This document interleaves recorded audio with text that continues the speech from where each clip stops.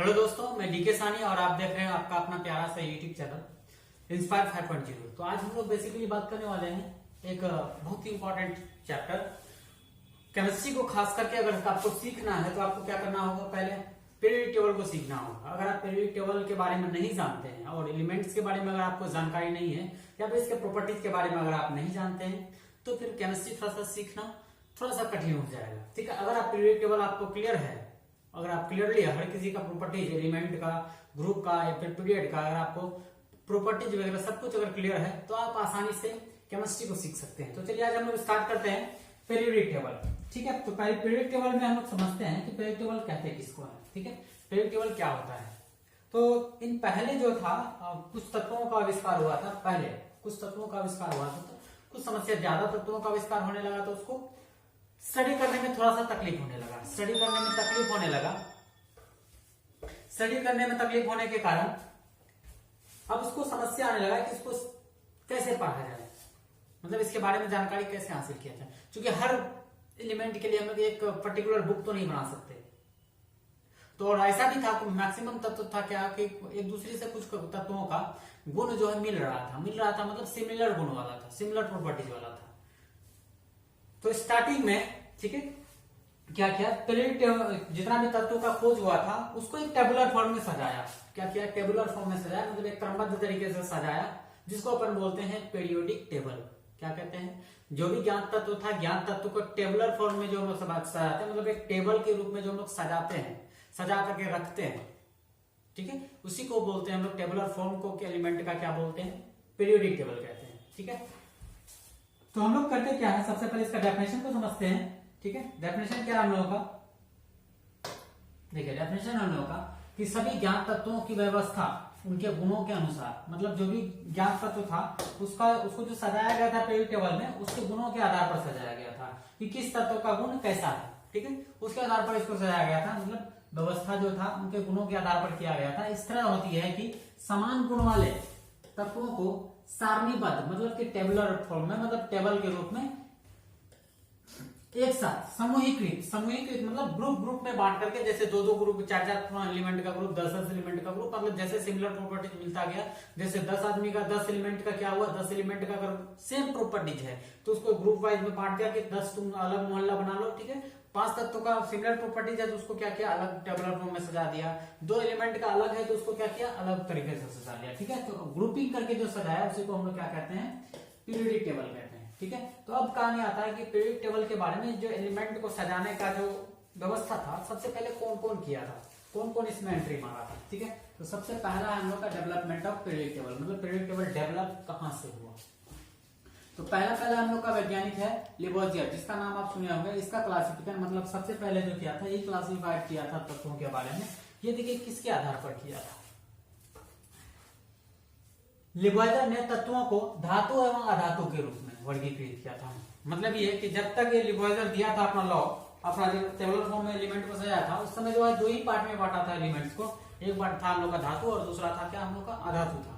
मतलब एक था मेटल और दूसरा नॉन मेटल, मतलब 2 पार्ट में, मेटल को एक पार्ट में बांट दिया और नॉन मेटल को दूसरा पार्ट में बांट दिया। अब देखिए इसका कमी क्या क्या था, 2 पार्ट में तो बांट दिया, इसका कमी था जैसे जैसे तत्वों की संख्या बढ़ती है, यह वर्गीकरण तत्वों के स्टडी के लिए अपर्याप्त होता गया। मतलब ऐसा तो नहीं था कि जितना तत्व का आविष्कार हो गया था उतना ही रहता। अब जो है बहुत सारा तत्व का धीरे धीरे क्या हुआ, आविष्कार होना स्टार्ट हो गया। तो ये जो था मेटल नॉन मेटल में और भी भिन्नता पाने लगा कि मेटल और नॉन मेटल ही नहीं पाया जाता था, उसमें और भी आ गया ये क्या बोलते हैं उसको, मेटलॉइड भी का भी आविष्कार हो गया। अब ये समस्या आ गया मेटलॉइड अब कहाँ रहेगा। तो यहाँ पहला हम लोग इसका ड्रॉबैक था क्या, कि जैसे जैसे संख्या तत्वों का संख्या क्या हुआ, बढ़ता गया, इसका जो वर्गीकरण था वो फेल होता गया, मतलब अपर्याप्त होता गया स्टडी में। दूसरा था कि कुछ तत्व ऐसे होते हैं जिनमें दोनों धातुओं और अधातुओं के जैसे गुण भी पाए जाते हैं। मतलब ये तो क्या कहा था, लेबोजियर बोला था कि देखिए जितना भी तत्व है वो या तो धातु होगा या तो अधातु होगा, लेकिन कुछ तत्व ऐसा भी खोज हो गया जो कि धातु और अधातु दोनों का गुण उसमें पाया जा रहा था, जिसको अपन बोलते हैं मेटलॉइड, उपधातु कहते हैं। ठीक है, तो उसके कारण जो है इसका कहानी फेल हो गया।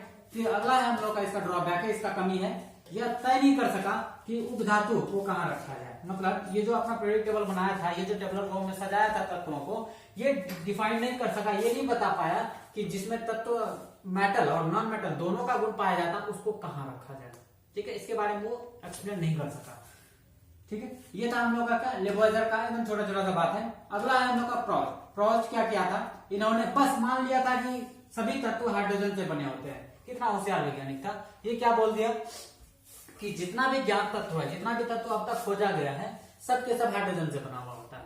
मतलब कुछ भी जो मन में आया बक दिया। ठीक है, तो सबसे पहला क्या समझना है, क्या ये अगर आपसे पूछेगा कि लेबोइजर जो है किसके आधार पर किया था, तो आप क्या कहेंगे, धातु और अधातु के आधार पर तत्वों का वर्गीकरण किया था। दूसरा, प्रोस्ट किसके आधार पर किया था, ये बोलेंगे किसके आधार पर, हाइड्रोजन के आधार पर किया था। मतलब प्रोस्ट जो है सिर्फ मान लिया था, क्या किया था, बस मान लिया था कि जितना भी ज्ञात तत्व है, जितना भी अब तक तत्वों का खोज हुआ है, सबके सब क्या है, हाइड्रोजन से बना हुआ है। ठीक है, लेकिन इसमें भी ड्रॉबैक था। क्या था, इसमें भी ड्रॉबैक था। और इसमें ये एक खास बात बताया, क्या बताया कि तत्वों का जो परमाणु द्रव्यमान होगा n गुना एक हाइड्रोजन का परमाणु भार, मतलब एक हाइड्रोजन परमाणु का जितना भार होगा, और तत्व का जो एटॉमिक नंबर होगा, तत्व का जो परमाणु संख्या होगा, तत्व का जो परमाणु संख्या होगा, उससे आप क्या करें, हाइड्रोजन को गुणा कर दें उतना से। ठीक है, वही उसका क्या हो जाएगा, परमाणु भार हो जाएगा। जैसे अभी का सिस्टम में समझे, अगर सोडियम है, सोडियम का हम लोग एटॉमिक मास कितना लेते हैं, 23 है ना, 23 लेते हैं। तो मतलब ये कि क्या करना है आपको, 23 गुना क्या करना है, 1 कर देना है। 23 गुना 1 तो कितना हो जाएगा, 23। मतलब इसका कहना था, देखिए इसका ड्रॉबैक कहाँ कहाँ आएगा, देखिए प्रोस्ट का ड्रॉबैक कहाँ कहाँ आएगा। अभी जो है बहुत सारा ऐसा भी तत्व पाया गया है, अभी मतलब ढेर सारा ऐसा तत्व का खोज हो गया, जो कि अब ये हाइड्रोजन पे बोला था कि हाइड्रोजन का रोल नंबर 1 होता है, लेकिन बहुत सारा ऐसा तत्व का खोज हो गया जिसका एटॉमिक मास जो है दशमलव में आने लगा। तो दशमलव में आने लगा, तो ये तो एक्सप्लेन नहीं कर सका। इसका मतलब था कि 1 से गुना करना, मतलब हाइड्रोजन का 1, तो जितना भी उसका एटॉमिक नंबर उसका क्या होगा, होल नंबर होगा, होल नंबर से आप गुना करते जाइए। ऐसा कहना एकदम गलत था। तो इसका ड्रॉबैक को समझते हैं, सभी तत्व हाइड्रोजन परमाणु से बने नहीं होते हैं। बाद में पता चला कि जो जितना भी तत्व है, ये तो सिर्फ मान लिया था, इसके पास कोई भी प्रूफ नहीं था। तो ये सिर्फ ये पहला बात, इसका कमी क्या था कि सभी तत्व जो हाइड्रोजन से बना होता है क्या, बिल्कुल नहीं। अगर सोडियम है, एल्युमिनियम है, उसके बाद लोहा है, और भी कैल्शियम है, क्लोरीन है, ब्रोमीन है, आयोडीन है, कार्बन है, क्या उसमें हाइड्रोजन पाया जाता है, बिल्कुल नहीं पाया जाता है। ठीक है, तो ये इसका गलती था। दूसरा, सभी तत्वों का एटॉमिक होल नंबर नहीं होता है। मतलब ये कि सबका देखिएगा, कुछ तत्वों का होता है, लेकिन कुछ तत्वों का क्या होता है, दशमलव में वैल्यू होता है, होल नंबर नहीं होता। होल नंबर मतलब क्या, पूर्ण संख्या में नहीं होता है। बहुत सारे तत्व है जिसको दशमलव में वैल्यू होता है। ठीक है, तो इसका क्या था, दूसरा ड्रॉबैक था। दो ड्रॉबैक था इसका कि सभी तत्व जो है हाइड्रोजन से परमाणु से बने नहीं होते हैं। दूसरा चीज, सभी तत्व का जो एटॉमिक भार होगा, मतलब परमाणु भार जो होगा, वो क्या होगा, होल नंबर नहीं होता। होल नंबर मतलब पूर्ण संख्या में नहीं होगा, 1 2 3 4 5 6 7 8 9 10 नहीं होगा। हो सकता है किसी तत्व का जो है दशमलव में हो, 2.5 2.35 2. मतलब 35.5 34.45 ऐसा कुछ हो सकता है, मतलब दशमलव में भी वैल्यू हो सकता है। ठीक, तो ये था हम लोग का। अगला है डोबरराइनर ट्राइड। अगला साइंटिस्ट कौन है हमारा, वो था डोबरराइनर हमारा पहला साइंटिस्ट कौन, लेबोइजर। दूसरा कौन, प्रोस्ट। ठीक है, और तीसरा कौन, तीसरा है डोबरराइनर ट्राइड। ये था साइंटिस्ट का नाम डोबरराइनर। ठीक है, ये क्या क्या ट्राइड रूल दिया, क्या दिया, ये ट्राइड रूल दिया। ट्राइड रूल का मतलब क्या होता है उसको पहले समझते हैं। ये सिंपल, जितना भी ज्ञान तत्व था उसको क्या किया, ये 3-3 करके ये ग्रुपिंग करने लगा। क्या किया, ये 3-3 तत्वों का ये ग्रुपिंग करके ये टेबुलर फॉर्म में सजाया। कौन, डोबरराइनर। अब ये 3-3 तत्वों को सजाने से क्या फायदा, ताकि ये आसानी से स्टडी किया जा सके। मतलब ये कोई पूछेगा कि ये जो है ट्राइड का मतलब क्या होता है, ट्राइड का मतलब होता है 3-3 तत्वों का ग्रुपिंग जो करते हैं हम लोग, उसको ही को बोलते हैं 3 तत्वों की। हम लोग 3 लिए, 3 के लिए हम लोग यूज करते हैं ट्राइड। तो 3-3 तत्वों का जो ग्रुपिंग किया, इसी को बोला वो ट्राइड। ठीक है, तो इसके बारे में कौन दिया था, वो दिया था डोबरराइनर ने, डोबरराइनर ट्राइड रूल। मतलब इसमें बोला कि इन्होंने 3 तत्वों के समूह बनाए जिसमें समान रासायनिक गुण वाले ट्राइड कहलाता है। मतलब ये कि 3-3 तत्वों का ये ग्रुप बनाया, और वैसे तत्वों का 3 तत्वों का ग्रुप बनाया जिसका गुण तीनों का क्या था, एक जैसा था। क्या था, तीनों का गुण एक जैसा था। जिसका गुण एक जैसा था, 3-3 तत्व, जैसे 3 तत्व है, तीनों का गुण कैसा, एक समान था। एक समान तत्व गुण वाले तत्वों को 3-3 करके क्या किया, सजाना स्टार्ट किया, ग्रुप बनाना स्टार्ट, समूह बनाना स्टार्ट कर दिया।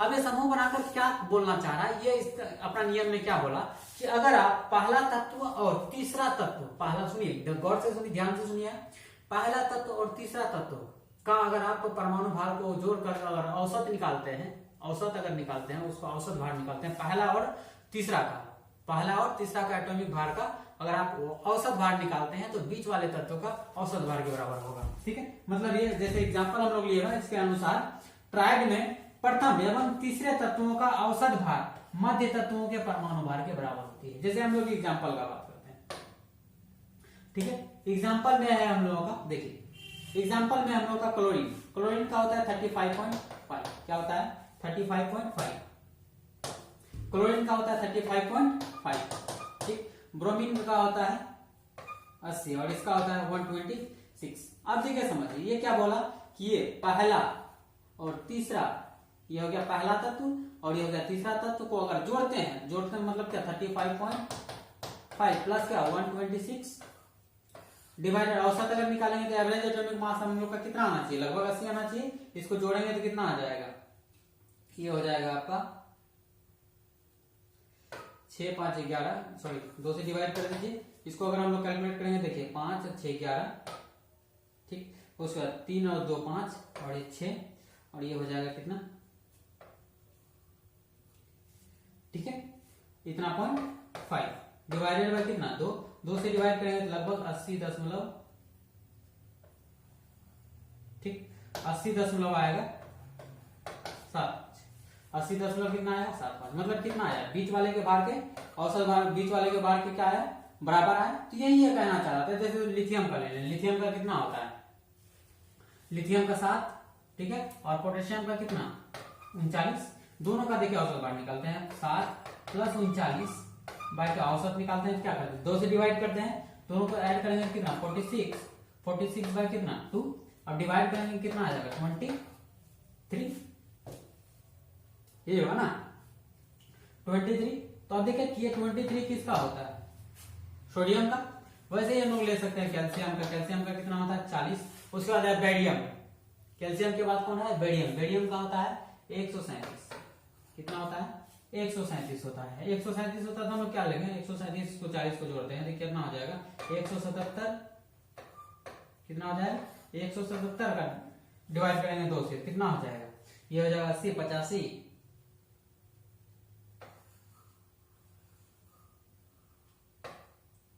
85 और 3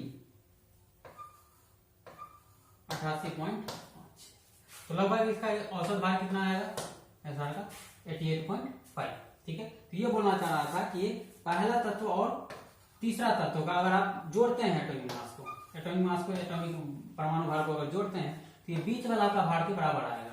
यहाँ भी देखिए हम लोग का पहला और तीसरा को जब जोड़ेंगे हम लोग तो ये क्या आएगा बीच वाले के भार के बराबर आएगा। ठीक है, यहां तक आ गया समझ में। चलिए नेक्स्ट देखते हैं हम लोग, अगला है न्यूलैंड ऑक्टेबल। क्या है न्यूलैंड ऑक्टेबल, इसका अपवाद भी था, एक मिनट कम।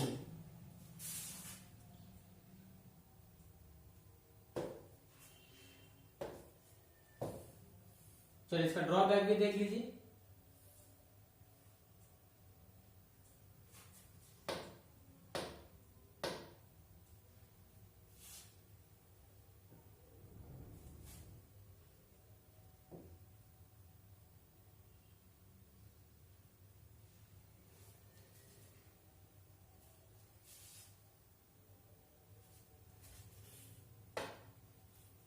चलिए नेक्स्ट है हम लोग का न्यूलैंड ऑक्टेबल। क्या है न्यूलैंड ऑक्टेबल। अब ये न्यूलैंड ऑक्टेबल क्या कहता है, उसके बाद जो है मतलब डबल जब तीन तत्व के साथ में वो सजाया तो वो ज्यादा तत्वों तक नहीं सजा पाया। क्या वो ज्यादा तत्वों तक नहीं सजा पाया, कुछ ही तत्वों तक उसका वो ट्राइड का नियम लागू था। अब आगे आया अगला साइंटिस्ट को एंट्री मारा जो था न्यूलैंड ऑक्टेबल। अब ये क्या किस आधार पर सजाया, ये क्या इन्होंने तत्वों को परमाणु द्रव्यमान के बढ़ते क्रम में सजाया और देखा कि प्रत्येक 8वें तत्व का गुण पहले तत्व के समान थे। मतलब ये कि ये क्या क्या परमाणु भार के आधार पर सजाया, किसको तत्वों को परमाणु भार के बढ़ते क्रम में ये सजाता गया। मतलब जिसका परमाणु भार जैसे जैसे बढ़ते जा रहा था उसको एक लाइन से सजाते जा रहा था। कौन न्यूलैंड साहब। अब न्यूलैंड साहब सजा रहा था, सजाने के क्रम में वो क्या देखा कि प्रत्येक 8वां तत्व जो था मतलब 1 2 3 4 5 6 7 8 9 जैसे एटॉमिक नंबर एटॉमिक नंबर में सजाते जा रहा था, मतलब परमाणु भार के आधार पर, तो देख रहा था प्रत्येक 8वां तत्व का जो गुण था वो पहले तत्व के समान था। किसके जैसा समान था? प्रत्येक 8वां तत्व का। मतलब जैसे एग्जांपल लिए हुए हम लोग, देखिए एग्जांपल के थ्रू समझिए। जैसे हम लोग लिए हुए हैं lithium, beryllium, boron, carbon, nitrogen, oxygen, fluorine, ठीक है। जैसे 1 2 3 4 5 6 7, मतलब इसका 8वां तत्व जो होगा आने वाला वो किसके जैसा गुण दर्शाएगा? वो इसी के जैसा गुण दर्शाएगा। अब समझिए, ये जब न्यूलैंड ऑक्टेव रूल अपना दिया था, इस समय तक जो है इनर्ट गैस नहीं आया था। कौन नहीं आया था? इस समय तक इनर्ट गैस का खोज नहीं हुआ था, ठीक है। इसीलिए क्या हुआ है, यहाँ सोडियम आ गया ना, रिटर्न आ गया, तो फिर sodium, magnesium, aluminium, silicon, phosphorus, sulphur, chlorine, उसके बाद पोटेशियम और कैल्शियम। उस समय जो था, ये जो था न्यूलैंड का नियम, और ये न्यूलैंड जो सजाया था तत्व के आधार पर, इसको म्यूजिक ज्यादा पसंद था। ये क्या किया था? सा रे गा मा पा धा नी सा। तो ये म्यूजिक का जो स्वर होता है, मतलब म्यूजिक का जो नोट होता है, उसके आधार पर इसको सजाया गया था तत्व को, ठीक है। तो ये तत्व को क्या बोला समझिए फिर से। ये यहाँ पे सवाल पूछेगा कि न्यूलैंड जो है तत्वों को जो है सजाया था पीरियोडिक टेबल में, कैसे वो सजाया था? आप ध्यान में रखेंगे, क्या बोलेंगे वहां? परमाणु भार के बढ़ते क्रम में सजाया था, ठीक है। और ये सजाया था तत्वों को किसके आधार पर सजाया था? वो म्यूजिक के नोट पर सजाया था। क्या किया था? म्यूजिक के नोट पर, म्यूजिक का जो स्वर होता है 7 स्वर, उसी पर ये सजाया था। और ये बोला क्या था? इसका कहने का मतलब ये था कि प्रत्येक 8वां तत्व जो होगा उसका गुण जो होगा वो पहले तत्व के समान होगा, ठीक है। लेकिन इसका जो है, ये जो था, इसका जो नियम था वो केवल हल्के तत्वों के लिए लागू था। क्या था? ये इसका जो नियम था वो केवल हल्के तत्वों के लिए लागू था। मतलब ये कि कैल्शियम तक ही इसका नियम लागू हो सका। किसका? न्यूलैंड का ऑक्टेव रूल सिर्फ कैल्शियम तक लागू हो सका। यहां तक क्लियर है? ठीक है। इसी का है ड्रॉबैक। मतलब ड्रॉबैक मतलब होता है कमी या क्या कह सकते हैं हम लोग, या फिर हम लोग बोलते हैं हम लोग इसको कि क्या क्या दोष मिला इसमें। तो इसमें देखिए पहला इसका दोष था, ड्रॉबैक था, कमी था इसके नियम में। यह नियम केवल कैल्शियम तक ही मान्य है। मतलब ये नियम जो है केवल और केवल हल्के तत्वों के लिए मान्य है, भारी तत्वों पे ये नियम इसका कोई लागू नहीं होता है। दूसरा कमी, इनर्ट गैस के खोज इन आवर्त सारणी में शामिल करने के बाद यह अल्कली मेटल से 8वां तत्व बन गया है। मतलब ये कि इनर्ट गैस का जैसे ही आविष्कार हुआ उसके बाद यहाँ कौन आया? वो आया नियॉन। कौन आया? नियॉन। लेकिन नियॉन का जो गुण था इसके गुण से काफी ज्यादा अलग था। किसके गुण से? इससे के गुण से काफी ज्यादा अलग था। मतलब ये जो बोल रहा था, ये तो अब तो 8वां तत्व हो जाएगा, ये हो जाएगा ना। 1 2 3 4 5 6 7, ये 8। अब देखिए 8वां तत्व का वो गुण क्या बोला था कि 8वां इसका जो गुण होगा वो पहले ग्रुप के समान होगा, लेकिन ऐसा नहीं था। इसका जो है गुण, इनर्ट गैस का जो है गुण एकदम अलग होता है। इसको किसी से कोई लेना देना नहीं होता, ये कंप्लीटली स्टेबल होता है, ठीक है। चलिए, ये था इसका क्या, दोनों का दो ड्रॉबैक। पहला ड्रॉबैक क्या? यह नियम जो था कहां तक था लागू? केवल कैल्शियम तक ही लागू था। क्यों? या फिर ऐसे भी आप कह सकते हैं ये नियम जो था न्यूलैंड का ऑक्टेव रूल केवल और केवल हल्के तत्वों के लिए मान्य था, ठीक है, भारी तत्वों के लिए मान्य नहीं था।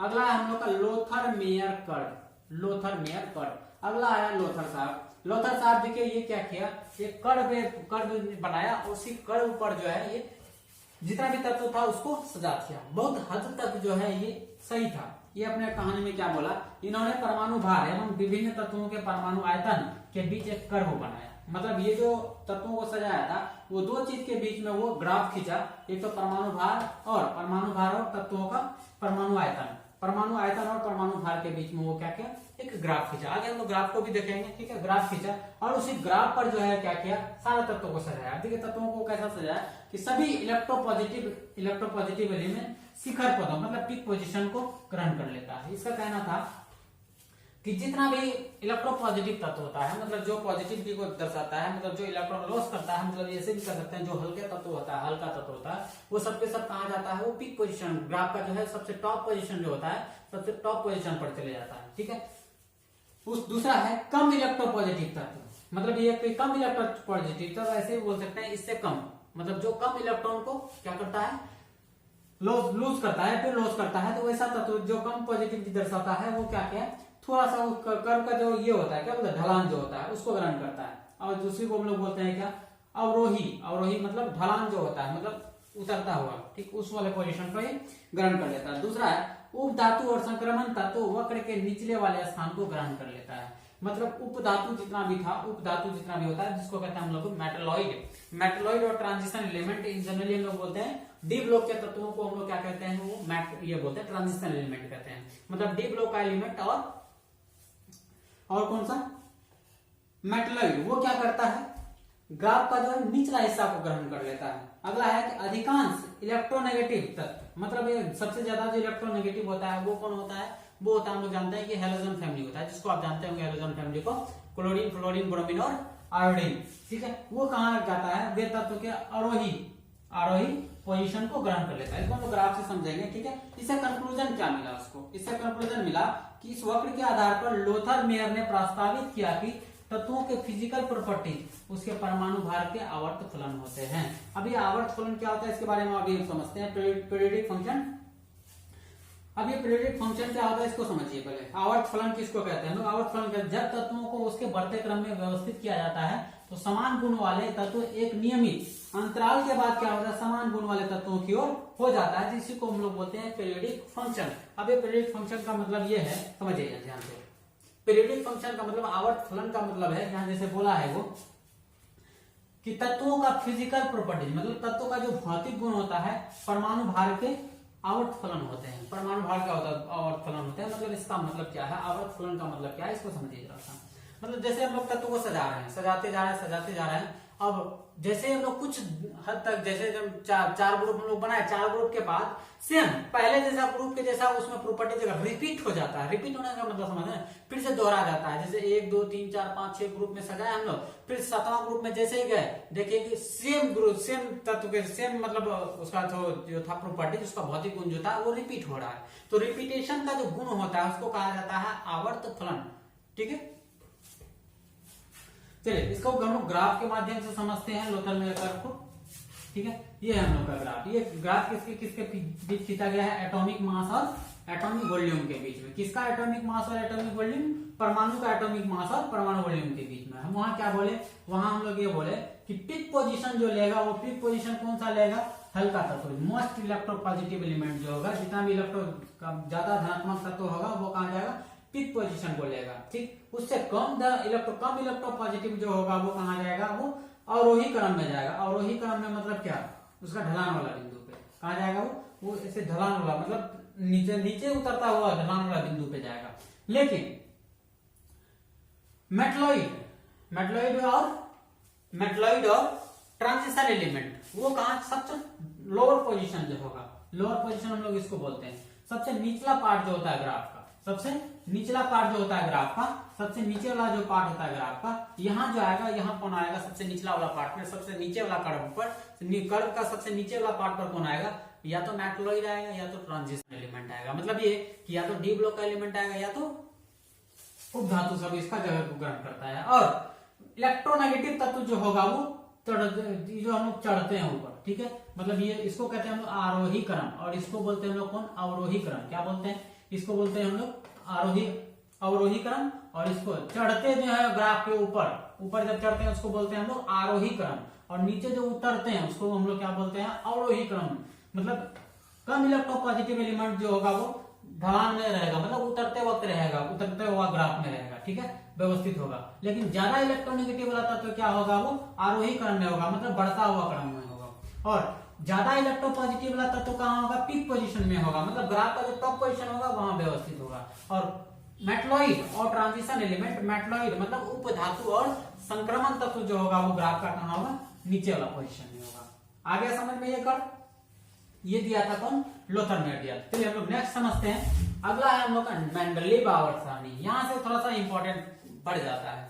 ठीक है, यहाँ से थोड़ा सा बहुत ज्यादा जरूरी है। यहाँ से आपको मैक्सिमम चीजों को आपको ध्यान में रखना पड़ेगा, क्योंकि यहाँ से काफी स्टार्ट हो जाता है याद करने का, और यहाँ से जो है सवाल पूछना भी उनका शुरू हो जाता है। तो ये मोस्ट इंपॉर्टेंट टॉपिक है कौन सा, वो है मेंडलीव आवर्त सारणी। तो ये जो है अपने ये जो अपना पीरियड टेबल बन गया, ये पीरियड टेबल में तत्वों को किस आधार पर सजाया था, वो सजाया था तत्वों के फिजिकल एवं केमिकल प्रॉपर्टी जो है परमाणु भार के आवर्त फलन होते हैं। इसका भी कहना था, ये जैसा कि लोथर मेयर क्या था, लोथर मेयर भी क्या किया, लोथर मेयर भी बोला कि तत्वों का जो फिजिकल और केमिकल प्रॉपर्टी जो होता है वो क्या होता है, परमाणु भार का क्या होता है, आवर्त फलन होता है। मतलब परमाणु भार पर निर्भर करता है, परमाणु भार जो है रिपीट होता है।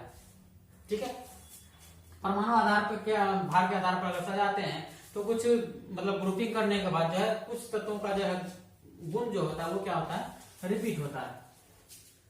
चलिए नेक्स्ट हम लोग इसका समझते हैं कैरेक्टरिस्टिक्स क्या था। इसका कैरेक्टरिस्टिक्स क्या था, मेंडलीव और सारणी का लक्षण क्या था। पहला चीज यह परमाणु भार पर आधारित था। पहला सवाल आपसे यही पूछता है कि मेंडलीव का जो पीरियड टेबल था वो किस पर आधारित था, हम लोग क्या कहेंगे वो परमाणु भार पर आधारित था। दूसरा कि उसके जब वो पीरियड टेबल का वो बनाया था, मतलब ये कि मेंडलीव जब पीरियड टेबल बनाया था आवर्त सारणी का निर्माण किया था तो उसमें कितना तत्व ज्ञात था, तो याद रखेंगे क्या 63, उस समय तक वो 63 तत्वों तक ज्ञात था, मतलब 63 तत्वों का खोज हो चुका था।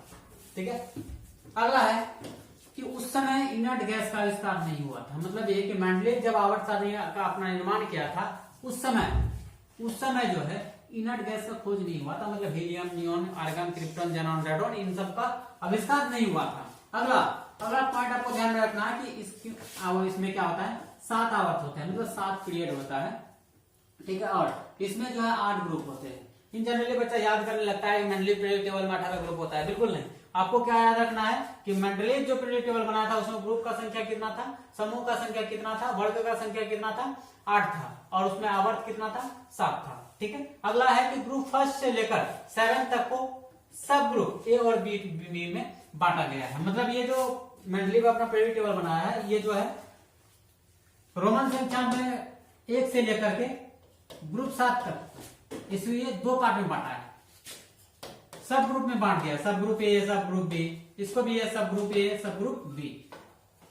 ठीक है, 7 तक ये क्या किया था, और 8वां को हम लोग ये लोग नल्ले रखा है, मतलब इसमें कोई भी डिवाइड नहीं किया गया है, इसको अकेले अकेले रखा गया ग्रुप 8 को। ठीक है, यहाँ ध्यान रखिएगा ग्रुप 1 से लेकर के 8 तक को क्या किया है, सब ग्रुप में डिवाइड किया गया है, सब ग्रुप ए, सब ग्रुप बी, कहां तक, 7वां ग्रुप तक को बांटा गया है। तो यहाँ से ध्यान रखने वाला सबसे बड़ा चीज इसमें आवर्त कितना होता है वो 7 होता है, और ग्रुप पूछेगा कितना होता है, 8 होता है। तो 8 ग्रुप को कैसे वो बांटा है तो बोलिएगा क्या उसमें हम लोग कहेंगे कि ग्रुप 1 से लेकर के 7 तक को सब ग्रुप ए और बी में डिवाइड किया गया है। ठीक है, अगला है कि ग्रुप 8 में 9 तत्व शामिल है, मतलब ये जो ग्रुप 8 है इसमें केवल 9 ही तत्व शामिल था जिस समय ये पीरियड टेबल बनाया था।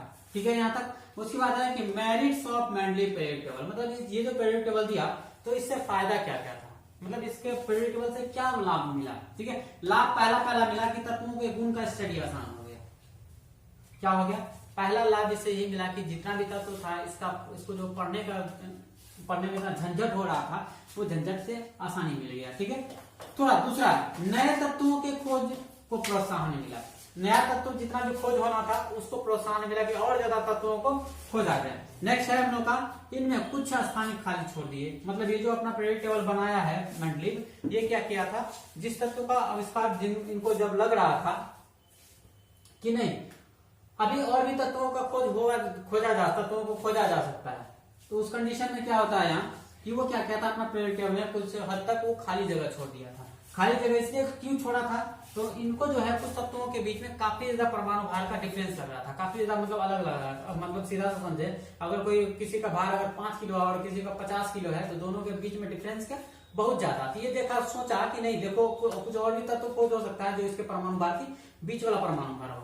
तो इसके लिए क्या किया था मेंडलीव, होशियार था थोड़ा सा, ये क्या किया उसके लिए जगह को छोड़ दिया था, जो कि बाद में आविष्कार हुआ, बाद क्या जब ये जो छोड़ा हुआ स्थान था, अभी जो हम लोग जिसको बोलते हैं जर्मेनियम, ठीक है, जर्मेनियम जो बोलते हैं, ठीक, उसके जगह पर पहले ही नामांकन भी कर दिया था, वो नाम रख दिया था जर्मेनियम का, तो बाद में खोज हुआ, लेकिन उसके स्थान पर वो खाली छोड़ करके उसका नाम लिख दिया था इक्का सिलिकॉन, और इक्का सिलिकॉन के जगह पर ही खोज हुआ था किसका, जर्मेनियम का। उसके बाद एल्युमिनियम का ठीक नीचे वाला जगह खाली छोड़ा था, वो एल्युमिनियम के ठीक नीचे वाला जो खाली स्थान छोड़ा था उसी के जगह पर बाद में खोज हुआ किसका, गैलियम का। ठीक है, उसके बाद इक्का बोरोन के नीचे वाला भी तत्व का खोज नहीं हुआ था, उसके बाद इसके जगह पर जो खोज हुआ किसका, स्कैंडियम का खोज हुआ, उस पर इक्का मैग्नीज इसके जगह पर खोज हुआ बाद में किसका, टेक्नीशियम का हुआ। ठीक है, यहाँ तक। उसके बाद कुछ तत्वों के परमाणु भार में भी सुधार किया था, मतलब कुछ तत्वों का जो परमाणु भार जो है परफेक्ट नहीं था, ढेर सारा एरर था, उसमें भी क्या किया था ये कुछ तत्वों का परमाणु भार को क्या किया था, ये सही कर दिया था। ठीक है,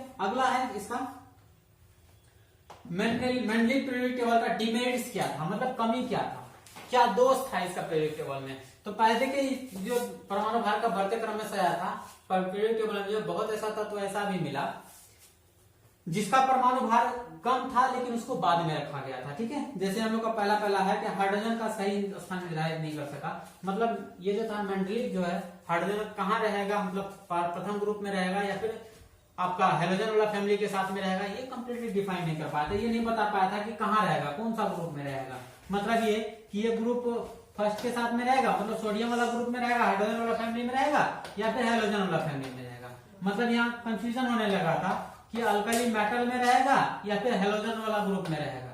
ये डिफाइन इसके बारे में ये नहीं बता पाया था, इसलिए अभी तक जो है ये उलझा हुआ है कि हाइड्रोजन कहाँ रहेगा, हाइड्रोजन पहला ग्रुप में रहेगा या फिर ग्रुप 17 में रहेगा। ठीक है, अगला है हम लोग का कि आइसोटोप्स का स्थान निर्धारित नहीं कर सका था। मतलब जैसे आप सुने होंगे कार्बन का जो है आइसोटोप्स होता है, उसके बाद हाइड्रोजन का आइसोटोप्स होता है, इन सब के लिए भी स्थान नहीं छोड़ा था, जिसके कारण इसको थोड़ा सा धक्का लगा था, जिसके कारण इसका कुछ गलत हो गया था, है ना। कुछ तत्वों का परमाणु भार बढ़ते क्रम को फॉलो नहीं कर रहा था। मतलब कुछ ही तत्व ऐसा था जो कि परमाणु, ये जो सजाया था परमाणु के बढ़ते हुए क्रम में, इसको फॉलो नहीं कर रहा था। जैसे